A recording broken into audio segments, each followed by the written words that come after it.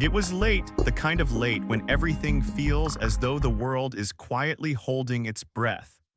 The only sound in the room was the soft hum of the refrigerator in the kitchen and the occasional rustling of the trees outside as the wind moved through the branches. The room was dimly lit, a sliver of moonlight sneaking through the curtains and casting a pale glow on the walls.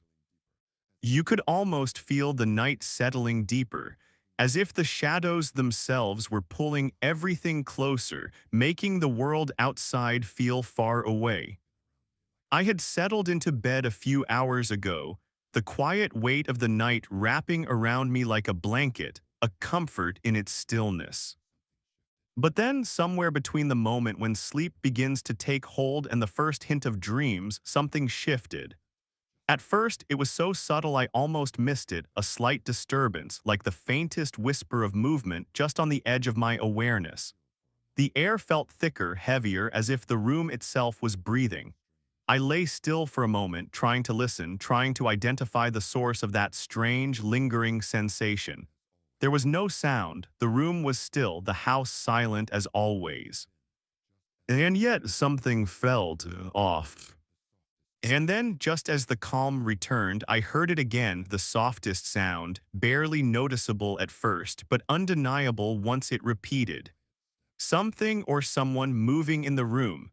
A quiet step on the floor, too careful, too deliberate to ignore. And in the stillness of the night, I realized I wasn't alone. It was a quiet evening when it first happened, one of those nights when the world outside feels a little too still. The kind of night when everything slows down and the gentle hum of the refrigerator is the loudest thing in the room. I had just moved into the apartment a few weeks before and it was already starting to feel like home. The walls were old, the paint peeling in places and the floors creaked when I walked, but there was something comforting about it. The apartment had a sort of character, a history that made it feel like it had been there for a long time, just waiting for someone like me to settle in. I was alone that evening, which was nothing unusual. I had just finished dinner and was sitting in the living room, flicking through a book I had been reading for weeks. The light from the lamp beside me cast soft shadows across the room and the windows were closed, keeping the chill of the evening air outside. It was peaceful quiet, the kind of quiet that invites you to relax, to forget about everything else. But that was the first thing I noticed. The silence felt too much. It was almost as if the apartment was holding its breath, waiting for something. I didn't think much of it at first. I continued reading, the soft rustle of the pages breaking the stillness around me. But then just as I reached the end of a chapter, I heard it, the faintest sound, almost too quiet to hear. It was like a soft shift in the air, a subtle sound from across the room near the corner by the window. I stopped listening. The room was still, but something felt different. The silence had deepened, becoming heavier, almost like the room itself was drawing closer. My eyes moved instinctively to the corner, where the shadow from the lamp seemed to stretch just a little longer than usual. I shrugged it off, thinking it was nothing. Maybe the light from the lamp was playing tricks on me, casting longer shadows as the room darkened. But as I glanced back at the corner, I noticed something I hadn't seen before, a shape, a subtle darkening in the corner that wasn't quite right. At first, I told myself it was just the furniture casting a shadow, but the more I looked at it, the more I realized it wasn't a shape that belonged. It was too defined, too still. As it didn't match the natural play of light and shadow in the room. I turned my attention back to the book, trying to focus on the words, but that dark shape in the corner kept pulling my gaze. I could feel the hair on the back of my neck prickle, a subtle unease creeping in. I glanced at the clock. It was just after 9 p.m. The apartment was quiet. Still, I didn't hear anything outside. Nothing moved, yet there it was, that feeling again. The room felt different. The air seemed heavier, thicker, like something was pressing in on me. I turned my head slightly, just enough to see the corner again.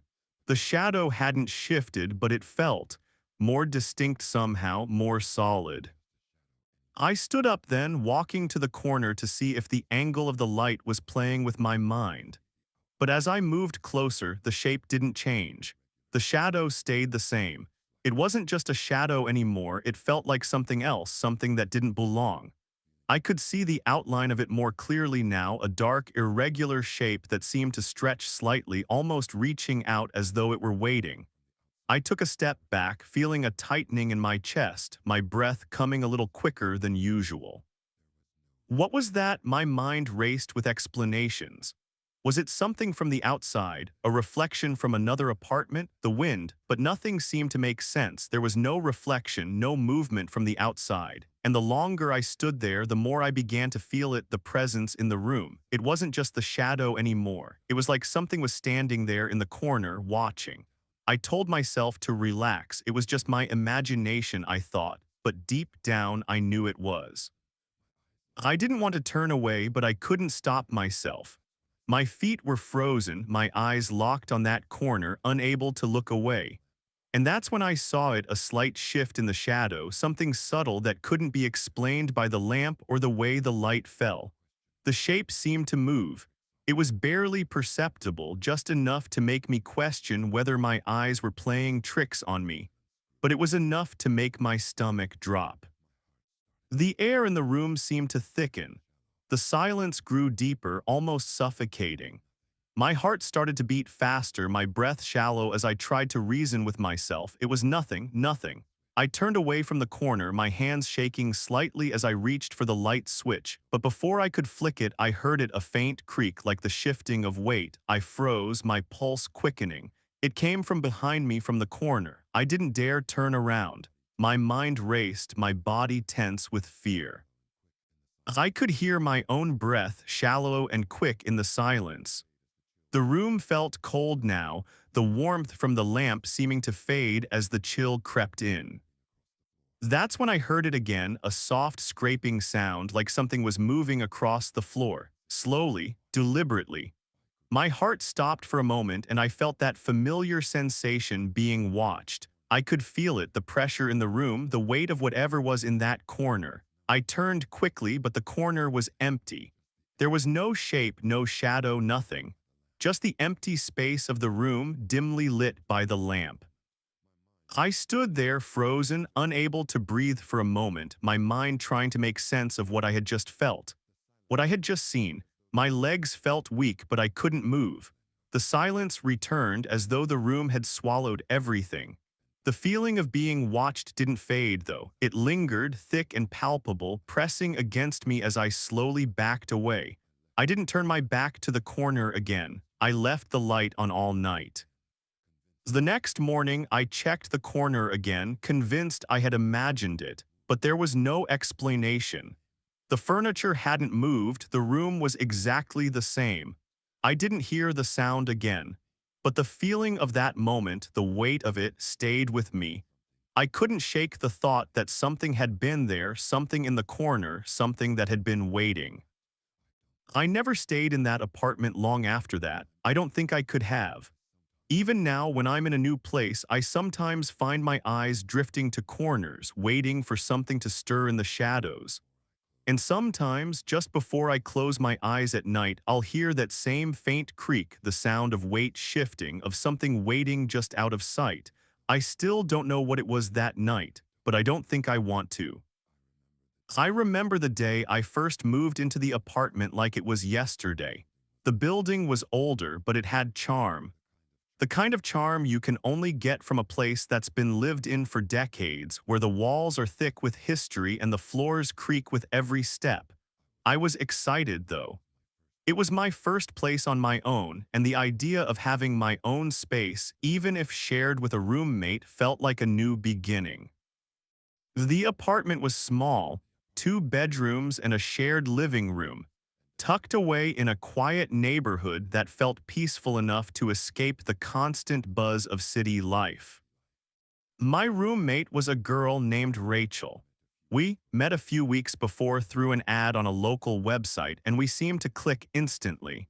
She was laid back, easy to talk to, and she was also just as new to the area as I was. She lived in the apartment for a few months before I moved in, but we had both agreed to keep things relaxed, just two people starting fresh, figuring out how to balance life and work. The first few weeks were easy.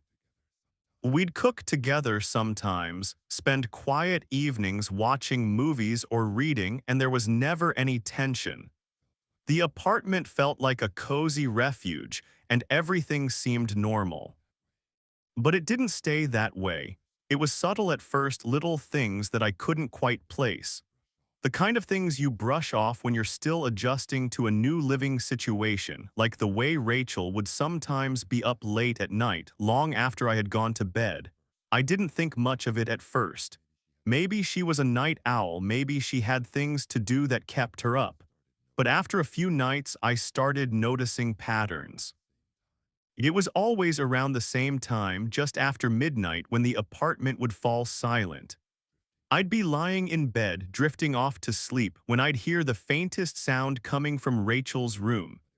It wasn't loud, but it was distinct enough to make me pause, the soft sound of her moving around, shifting things, the faint scrape of her chair on the floor, or sometimes the soft tapping of her fingers against the wall. At first, I thought it was just her getting up for a glass of water or maybe listening to music quietly. But then it kept happening, night after night. I tried to ignore it. I figured maybe she just had a different sleep schedule, or maybe she was busy with something that required her to stay up late. But as the days went by, the sounds started getting louder, more frequent, as if she were packing back and forth or perhaps moving something heavy in her room. The rhythmic tapping became more distinct, more unsettling. It felt like someone was walking in slow circles just outside of my line of sight. At first, I brushed it off, thinking maybe she was just restless. But there was something about the way the noise would stretch into the early morning hours, long after I had turned in, that began to gnaw at me. I remember one night in particular. I was already lying in bed half awake when I heard it again, the sound of something moving, but this time it was different. There was a dragging noise like something heavy being pulled across the floor, and then the familiar sound of footsteps. It was louder than usual, and it made my pulse quicken. I lay there, frozen, staring at the ceiling, listening. The dragging sound stopped for a moment, then the footsteps continued, packing back and forth just above my head. I couldn't explain it, but something about it felt wrong, like there was a weight to the sound, a tension in the air that wasn't there before. The apartment felt quieter, thicker. It was almost as if Rachel was trying to keep quiet, but whatever she was doing was too loud to ignore. I tried to shake it off. The next morning, I went to work and returned to the apartment, hoping that it had just been a one-off occurrence. But the next night, it happened again, and the next. The noises grew more frequent, more unnerving, until I could no longer sleep through the sounds of Rachel packing around her room. At first, I thought it was my imagination, but the tapping was so real, so deliberate, that I couldn't deny it. I started to feel like I wasn't alone in the apartment, even when the lights were off and everything was still. The way the footsteps would echo through the walls made it feel like the apartment was holding its breath, waiting for something. One night after a particularly restless evening, I decided to confront Rachel. I knocked on her door, unsure of what to say, but when she opened it, she seemed normal, calm. She apologized for keeping me up, saying she'd been working late on something. She mentioned it was just her usual routine, late nights and early mornings. But there was something off in her eyes. She didn't seem tired. In fact, she seemed unsettled, like she was holding something back. I couldn't quite put my finger on it, but I knew something wasn't right. I asked if she'd been moving things around, if she had been walking back and forth a lot, but she brushed it off, saying it was nothing, just the way she had to work. I believed her, but only in the way you believe someone when you don't want to question them.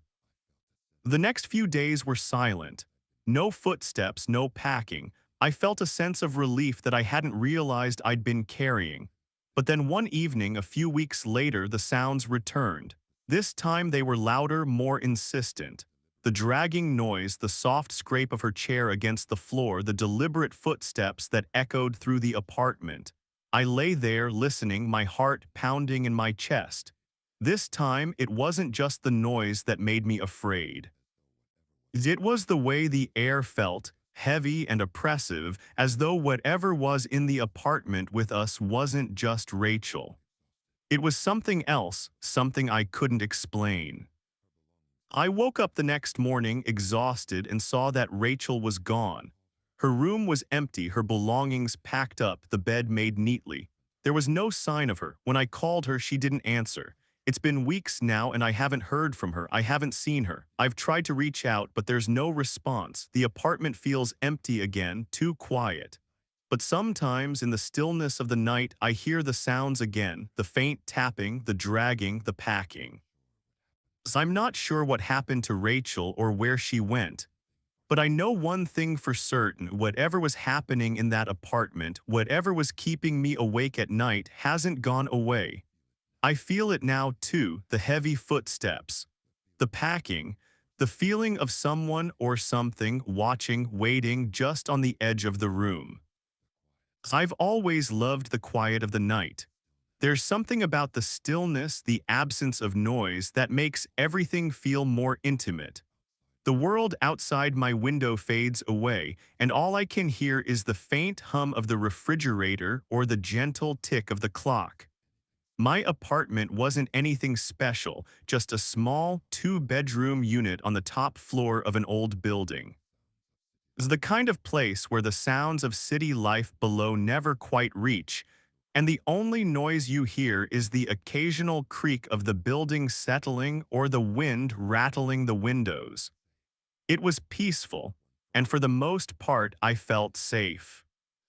It was late one Friday evening when it all began. The rain had started coming down in sheets, hitting the windows with a steady rhythm, and the air felt damp as I settled in for the night. I'd just finished making a cup of tea, the warm steam rising into the cool air of the living room, and I sat on the couch, letting the silence envelop me. I had planned on reading, but after a long week at work, I found myself simply staring out the window at the rain, lost in my thoughts. As I remember the stillness of the room, the way everything felt so calm, almost too calm. I wasn't paying much attention to the time, but I knew it was getting late. The kind of late when the world seems to hold its breath. That's when I heard it. At first, it was barely noticeable, a soft tap, almost like the sound of something light falling onto the floor. I paused, looking around the room, wondering if something had dropped, but there was nothing. I tried to shake it off, telling myself it was just the wind or maybe something settling in the building. But then I heard it again, a tap, followed by a faint scrape like something shifting or being dragged across the floor. It didn't make sense. The building was quiet, and I was the only one in the apartment. I stood up, a little uneasy now, and walked over to the window, half expecting to see something outside. But there was nothing, just the rain falling steadily, the streetlights casting faint halos of light in the wet night. I checked the locks on the door, double-checked the windows, and made sure everything was secure. Still, I couldn't shake the feeling that something was off. I brushed it aside, thinking I was just tired, and went back to the couch. The rest of the night passed quietly, and I eventually fell asleep. But around 3 a.m., I woke up to the sound again. It was faint but unmistakable, the soft tap followed by the scrape. My eyes shot open, and I lay still in the darkness, listening.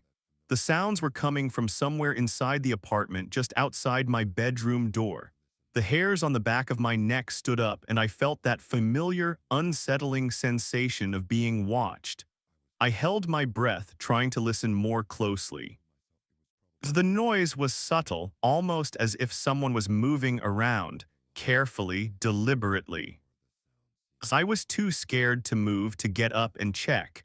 I told myself it was probably just the building, the wind, maybe the sound of water pipes shifting. But the longer I lay there, the more the sound seemed to grow in clarity. It wasn't a pipe. It wasn't the wind. Someone or something was moving in my apartment. I stayed as still as I could, my heart pounding in my chest. The noise stopped for a moment, and then I heard a soft creak like someone stepping carefully across the floor. The sound was so close now I could almost feel the weight of it in the air. I wanted to call out, to scream for help, but I couldn't make a sound. I was paralyzed, too afraid to move or even breathe. The footsteps continued, slow and deliberate, inching closer to my door. As after what felt like an eternity, the noise stopped. Silence hung thick in the room, and I listened intently, trying to hear any sign of movement. But there was nothing. No more footsteps, no more scraping, just the deafening silence of the apartment. I waited, counting the seconds in my head, trying to convince myself that I was imagining things. But deep down, I knew I was. I finally gathered the courage to get up. Slowly, quietly, I crept to the door and pressed my ear against it. The apartment was still. I opened the door carefully, the hinges squeaking just a little as I stepped into the hallway. The faint light from the kitchen illuminated the space, but there was no sign of anything out of place. The air felt colder now, heavier, like something was pressing down on me. I checked the living room, the kitchen, the bathroom, nothing. No sign of anyone. I was about to return to my room when I heard it again. This time it was closer, just outside the kitchen door. The faintest scrape followed by a soft step. My heart skipped a beat. I turned slowly, my breath catching in my throat, and that's when I saw it. A shadow, just barely visible in the dim light, seemed to move against the wall right at the edge of my vision. I couldn't make out the details, but it was there, a figure that didn't belong.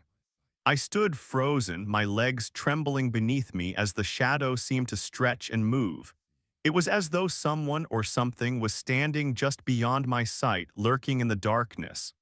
My mind raced, trying to make sense of what I was seeing. It couldn't be real. But the longer I stared, the more I realized that whatever it was moving closer. As I turned and bolted back to my room, slamming the door behind me and locking it. I don't know how long I lay there, staring at the door, my heart hammering in my chest. I didn't sleep the rest of the night. The sound, the shadow, the feeling of being watched, they stayed with me long after the night had ended. The next morning, I checked every inch of my apartment again, thinking I might have missed something. But everything was exactly as I had left it. There were no signs of anyone having been inside, no footprints, no signs of forced entry. Yet I couldn't shake the feeling that something had been there, standing just outside my door. Something that had been waiting for me to notice. I moved out a few weeks later. I couldn't stay in that apartment, not with the memory of those footsteps and that shadow following me. To this day, I can still hear the faintest creak when I'm alone, still feel the weight of something watching me from the corner of the room.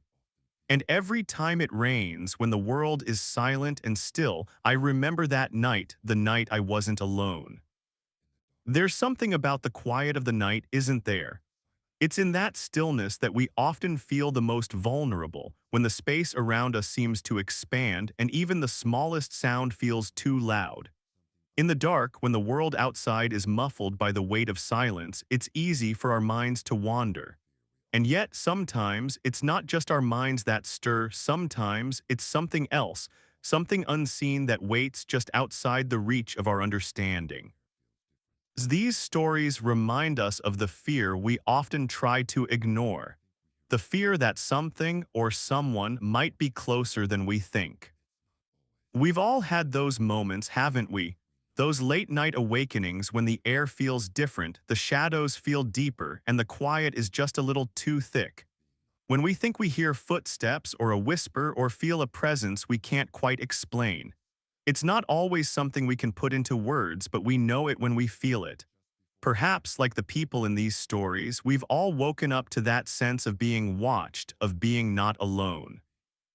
As the night grows deeper, I invite you to settle into the stillness. Let the quiet wash over you, but listen carefully. Perhaps just before sleep takes you, you'll hear the faintest sound, a step, a shift, a creak in the floorboards, or maybe nothing at all. If you find comfort in these stories, in the shared unease of the unknown, come back again. There's always more to hear, more to feel, more to wonder. For now, though, let the night be still and safe until the next whisper calls. Sleep well and listen closely. The darkness has its own stories to tell.